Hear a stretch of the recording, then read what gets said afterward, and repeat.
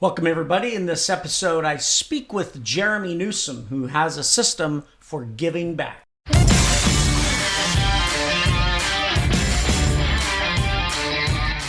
Welcome to Click AI Radio, where you'll learn the secrets to transforming your small to medium business. Grant has been helping businesses transform using technology for over 30 years. Advanced technologies like artificial intelligence have been available only to large companies and advanced technical teams. Grant will discuss how you can use to leverage AI and other technologies to grow your small to medium business.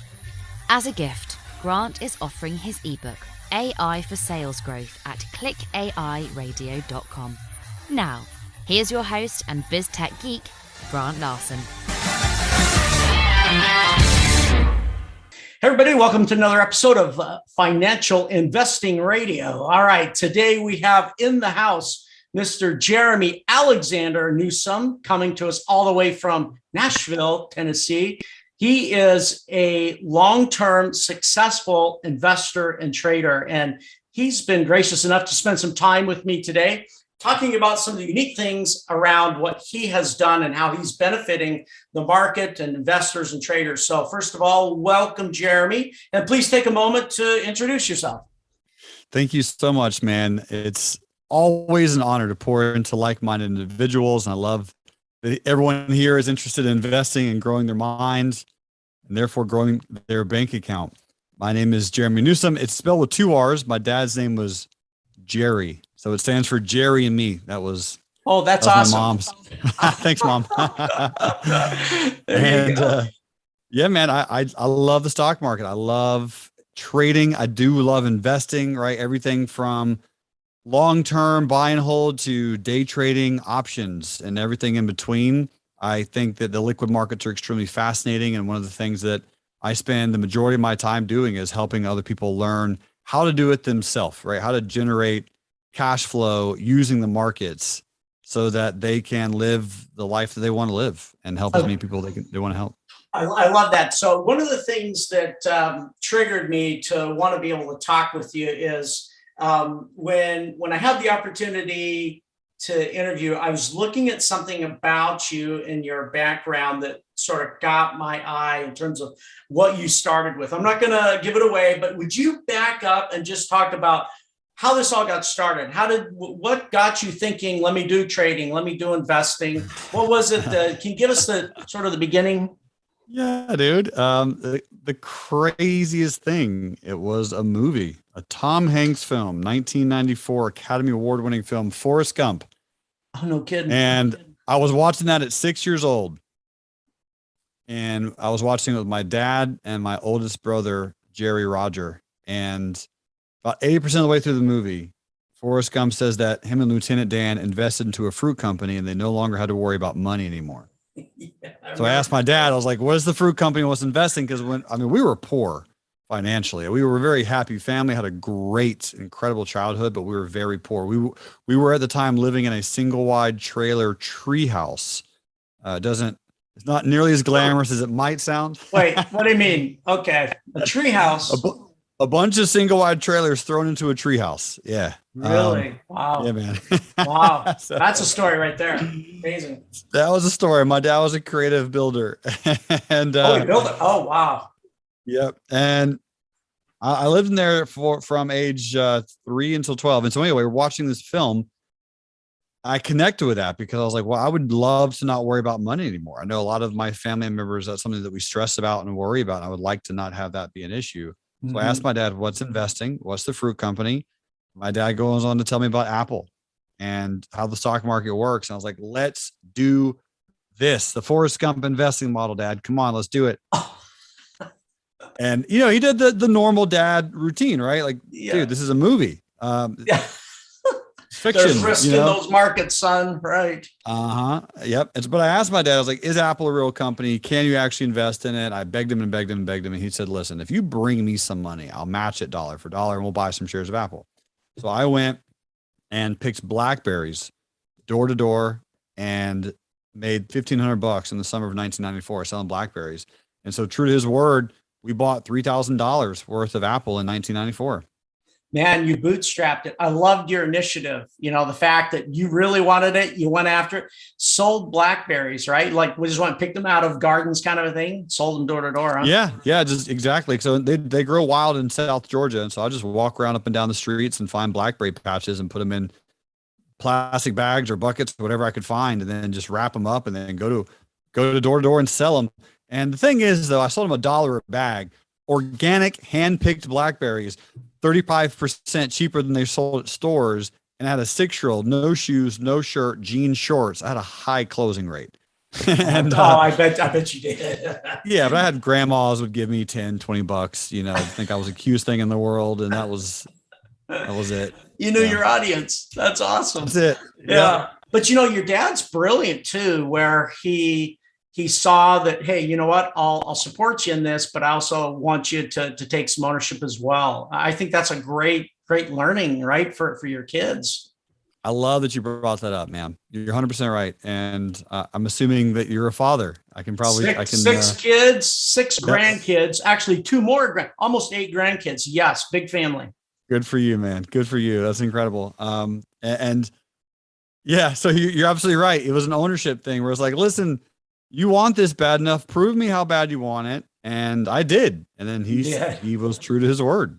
Big time. I love that. And I know you'd mentioned this before we got started, but I feel like this is the right time to bring this up. You just released something for kids. What is that? Yeah, no, thank you, man. We talked about that just a few minutes ago. You're absolutely right. I have a brand new book that just hit Amazon. That's the only place you can buy it right now. I'm sure it'll be in bookstores eventually, but it's called A Stock Market Journey: How to Make Sure Your Kids Win Every Day in Real Life. And so if you just type in Stock Market Journey into Amazon, you'll see it. It'll pop up. And that's man. Really so cool. It's a stock market education book for kids, which is very rare. And it's more or less like it doesn't exist. And I was told by a person forever ago, like a business mentor, don't do that. Don't waste your time. There's no demand. Like kids aren't trading the stock market. Like why teach them? Yeah. I was like, well, I want to know at 6, and that means there's someone else wants to know. Yeah, you're absolutely right. Absolutely. Yes. Some of my own kids have done that as well. So I love the fact that you created that book. Okay. So backing up here. So you had this experience, you got the itch, got the bug, committed your time, got the Apple investment going. All right. You've got this sentence in your headshot piece that was shared with me. I love it. It says, retiring on $3,000, how to grow a modest investment into a comfortable retirement. What that tells me is you're thinking about us as people in general, right? You're not looking at, gee, it's going to take lots of money to pull this off. If you do it right, you can lower that bar to get going with this. Can you talk about this? Yeah. So essentially I teach people how to leverage their funds to do day trading and to be in a position where they're comfortable, where they're not risking insane amounts of money, because you can leverage money very easily, right? Money is the easiest asset to come by. Now, most people don't think that's accurate, especially if you're not extremely wealthy, but it is. Like if you buy a house, you didn't have to come up with all that money. Mm-hmm. You went and asked the bank and the bank gave you the money. And so now you're paying the bank back plus interest, but you are living in a house and $100 or $200 or $300,000 that you didn't have to come up with up front. You got the money, right? That's a resourcefulness, going out and getting a bank, but there's other ways to get houses, right? Owner financing, asking your parents, whatever, right? There's a million ways to buy a house. So for me, when it comes to actively trading the market, most people don't know that leveraged funds exist. And when they hear leveraged funds, they're like, I'm about to lose all of my money. There are mathematical formulas, 2nd grade math. I'm not very smart at math, Grant. My IQ is a high 93. And I use 2nd grade math over and over and over to ensure that I never lose more than 1% of my account on any trade. So for me, if you can take $3,000 and you can actually get access to $100,000 in day trading buying power, right? Using leveraged funds, and only lose $30 per trade. And $30 per trade is 1% of $3,000, even though you have leveraged $100,000 available. So it's incredible what's available out there. And I wrote a book also called Money Grows on Trees, teaching people these concepts and letting people know that this does exist, items and processes, and then, companies out there know how to use their money and how to leverage it and give it away for people who might want to grow into a substantial sum of money.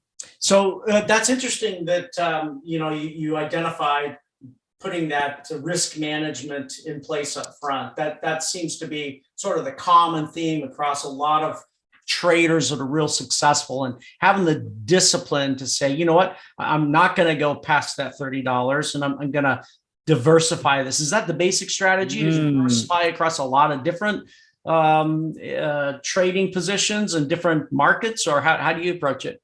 You're not incorrect. That's absolutely one way. Another way that I do it is you create the calculation ahead of time. So you have your 1% of your portfolio. And for me, I'm taking this from a active trading perspective. So when I say active trading, I'm a full-time, legit, professional stock trader. And I'm in front of the computer trading maybe 10 hours a week, right? Maybe. The rest of the time I'm studying, I'm reading, I'm listening, I'm doing podcasts. I'm talking to people much smarter and much wiser than me, like you, asking them, hey, what are the macroeconomic challenges they're going to face America because of Ukraine or because of COVID? I'm asking other people things. That's usually what I'm spending most of my time doing, is listening to veterans, people who've been doing this for 20, 30, 40 years, getting their knowledge and their expertise. So the math, for example, is, let's say you have a $3,000 investment. 1% of $3,000 is $30. Well, the math behind the risk is, if you buy Apple at 180 and you're like, okay, if Apple goes down to 179, get me out. So you're risking $1. Well, if you know your risk is 30 divided by that dollar equals, you can buy 30 shares of Apple. So even though your investment in this scenario is well over $4,000, you're only going to lose 30 if it doesn't work. Now, let's say Apple goes from 180 to 190, you make $10 per share, risking $1, right? Your risk reward is 10 to 1. You just made $300, even though you only risked 30. That $300 though could be cash flow grant. That could be huge for somebody, right? Mm-hmm. That could be a car payment. That could be an electricity bill. That could be all forms of items that they might need. That could be groceries, and that could happen in an hour. Right? Like that trade could happen in an hour or 15 minutes sometimes. And it's amazing how quickly the markets can move.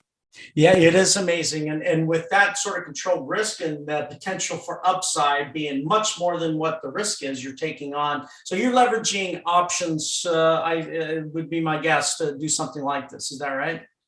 No, still shares. You absolutely can leverage options, and I do, and I know how. And I'm very versed in options. But I do generally 99.9% of the time instruct most of my clients to start with stock because it's easier. And stock margin and stock leverage is super, super available to anyone who wants it, essentially. And yeah, it's amazing what's available out there. That is amazing. How long then are you typically in positions as you help people do this? So your quote unquote student would be one that would come in, take your system. They're in front of the computer. They're leveraging their $3,000, and they might be in a position for, like you said, 15 minutes or an hour. Mm-hmm. It's certainly shorter timeframes, right? They're not holding anything overnight, or do they? Very good question. Right. So the leveraged accounts, the leveraged trading, this is a day trade system. Mm-hmm. If you are going to hold overnight, I almost never suggest using leverage. Mm-hmm. So if you have $3,000 to your name, like you're going to put $3,000 and you're only going to invest, right, what you can afford to lose if you're going to hold for long periods of time. And so, yeah, absolutely, man. This is a day trade system. But I love long-term investing. It's an incredible way for wealth generation and for asset appreciation. But I think day trading is really cool for cash flow, right? Because investing is like, well, it's great, but now I'm 65. What now? Yeah. Like, well, what if you're 33, or what if you're 29, or what if you're 48 and you got a few $100,000 or tens of thousands or a few thousand, and you're like, well, I would like to make $400 next week though. Mm-hmm. Can I do that? And it's like, yeah, that's day trading, and there are systems available that can do this. to do that. That's fascinating. So, Super so cool. with you talked about the difference between fear and greed, those doggone Yeah. emotions. All right. What's the secret sauce here, Jerremy? How do you control those? That's an awesome question, man. So good. I mean, it is control to an extent, but it's also a lot of self-knowledge and introspection, because for me, I don't believe that most market participants are greedy. Now, I know that's a very, very popular term, right? Mm-hmm. I mean, Warren Buffett says, buy when others are fearful and sell when they're greedy. And so on and so forth. I mean, there's a lot of, the markets are controlled by fear and greed. There's tons of fear and greed baked into the system. But here's the challenge with that is inherently the majority of market participants don't want to be greedy, right? They're God-fearing, church-attending people that are 57 with, a few kids, maybe a grandkid or two on the way. And they want to give to charities, and they want to donate, and they want to help build orphanages and hospitals, and they want to donate money to the zoo and protect pandas. Like, if you give money away, Grant, by definition, you're not greedy. Mm-hmm. Yeah. But I mean, I'm sorry, but that's like just Right. the exact opposite of greed. You can't give money away and be greedy. It's impossible. So therefore, what we do is if people tell themselves, oh, I'm greedy, they're not going to want to make any more money because nobody wants to be greedy. So we have to remove these really weird, crazy subconscious beliefs that we have internally about money and about growth. I call it financial optimism or monetary zealousness rather than greed. Yeah, people want to make more money. What about on the other side, Jerremy? What are your thoughts there around fear, the management of that? Fear is real. So fear, I mean, that doesn't go away. And fear comes down to having more and more certainty. That is a piece of it. So you do need to have education. Thankfully, there is a company out there that teaches you for free, which is my company. I don't charge anything for these systems or for this education, for this knowledge. I just give it away. What do you mean you don't charge? That's amazing. You don't charge? Yeah. No, it's totally free. Because I want people to be able to experience it and to understand it and to learn it so that they can really figure out if they want to do it or not, or to what level. Because if I'm being honest, I've made a lot of money, millions of dollars in the markets. I'm good. I don't need anyone's money specifically. I love money. I'm not pushing it away. I will absolutely charge you for things, but education is not one of them. I feel like education should be free. And so I create a free platform. People can learn my system entirely for free. And the piece of the real massive distinction that you're giving about fear is it is a knowledge thing. Yeah. A lot of people are afraid of, I'm just going to use guns as an example. Mm-hmm. Okay, well, I grew up around guns. I don't have many, but I'm very comfortable knowing that if I hold a gun, how it works. Yep. And I know how to put a safety on, and I know that it by itself isn't harmful. Just like a car by itself isn't harmful. You put a drunk driver behind that vehicle, now it's a weapon. That's a weapon. Weapons aren't. Money is a tool, right? Money is like a brick. It can be thrown through a window, or it can build a church. Same thing with a gun. Same thing with a car. They're all tools. And once you understand more, you have more certainty, you have more education. That fear will slowly start to dissipate. And it won't go away entirely forever, but you will have, and you will replace it with different fears over time. Oh, that's awesome. I love the altruistic aspect of this. It's sort of a give back, it feels like, what you're doing, right, to the community, right? It's like, hey, let me improve the education of people. I actually think that, well, let's talk to the other side of that then. With that giving back, can you speak to what have the outcomes been to your audience and the people that have gone through the systems? Can you speak of successes and things where people have had their lives changed? Yeah, man. I mean, the first one that came to mind is a really good friend of mine. His name is Matt DeLong. He's actually my business partner, mentor of mine, one of my best friends. He's a little bit older than me, 45 years old, has 2 kids. They're both in college. And he was a business owner, had a little bit of money, started day trading and losing his face. I mean, was hemorrhaging money because he had no idea what to do. Just losing money. He clicked the button, boop. Money's gone. Gone. Bye. It was a siphon. And he didn't know what to do. And so he pumped the brakes. He sought out assistance, a coach, a mentor, and he met with me and paid me for my time. Said, "Hey man, let me buy you some food or whatever. Let me kind of figure this out." So come full circle, that was 4 years ago, 4.5, 5 years ago. He now can trade profitably, consistently, and have an income. And now that his kids are out the house, he is fully financially sustainable, where he doesn't have to draw off of his retirement, or even though he's not working, right? He sold his business. Him and his wife are able to foster children. Wow. And to be a real force for good by going on mission trips and by donating to charities. And him and I ended up creating a foundation together called Real Life Foundation. And so one of our main goals is to end human trafficking. And so we donate hundreds of thousands of dollars towards that foundation. And we work on, So he has time to pour into the world using his gifts and his skill sets, which are technology, because he doesn't have to be working 70 hours a week anymore behind a desk, which that was the case. That's what he's 4 or 5 doing years ago. Wow. Yeah. So it's interesting you mentioned, what's it called? Real Life Foundation. Yep. Mm-hmm. It sounds similar to, is it OUR, Operation Underground Railroad? Yeah. You're familiar with that? That's our main, that's who we support as one of our main, there you go. So Real Life Foundation, like we do the end human trafficking by connecting directly with Tim Ballard and everyone at those guys. Yeah, that's awesome. Wow, Jerremy, that's really, really cool.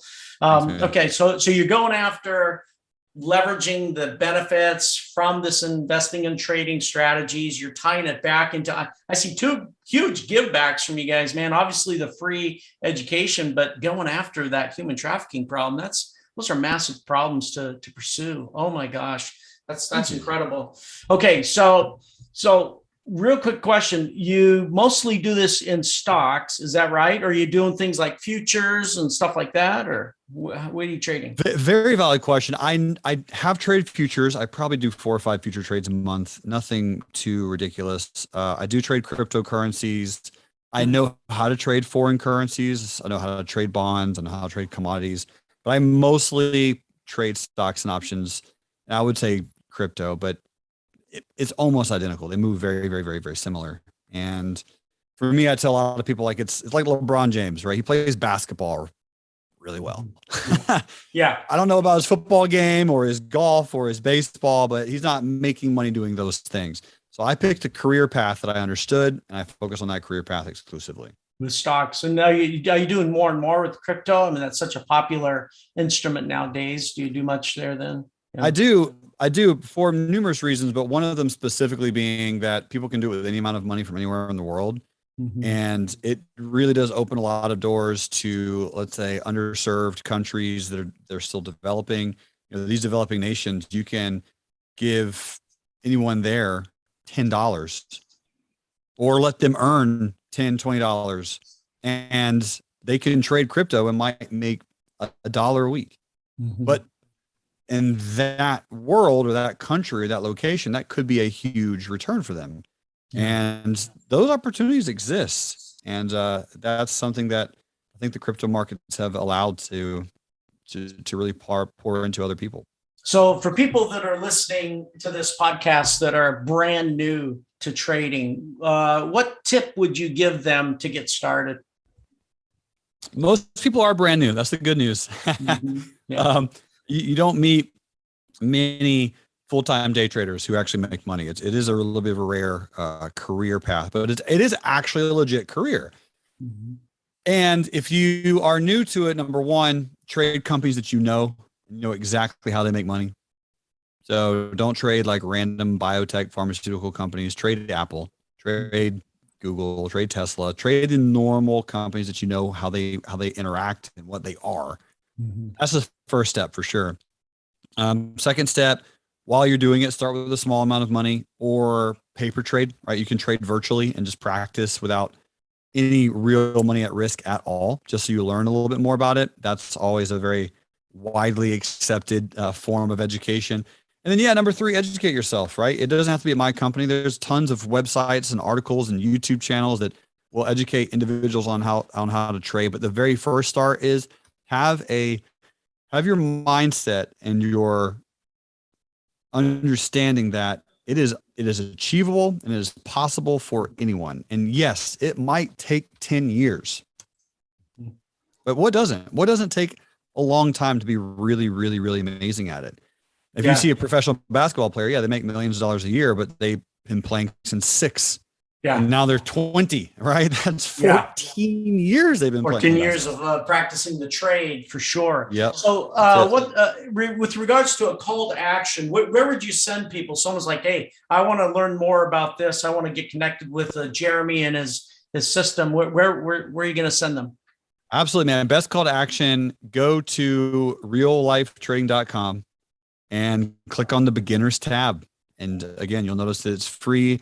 There's no sales pitch in the presentation. It's just like, hey, man, here's the content. Enjoy, go through it and start there. And I have my email everywhere. I have contact pages everywhere. It's a very easy, user-friendly website. And we have a connection team that will reach out to you just to see if you need any help. If you have any questions, we offer free coaching, man. It's an amazing opportunity for people to learn. It is amazing. Thanks for your time today. Any final comments before we wrap up? Ooh, final comments. This is what my dad told me. I asked him what I should be when I grow up when I was about 14 years old. And he said, son, study money. Study money.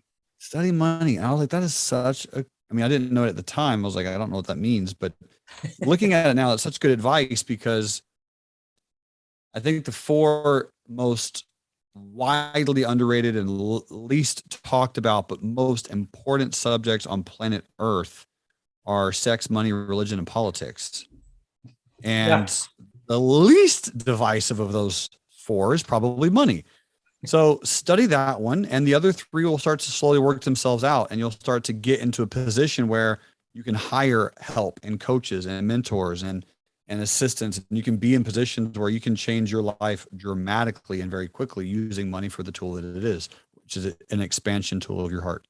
That's awesome. Awesome advice, Jerremy. Thank you so much for taking the time with us today. I really appreciate that. All the insights you shared. Everyone, thanks for listening to another episode of Financial Investing Radio. And until next time, get some real life trading.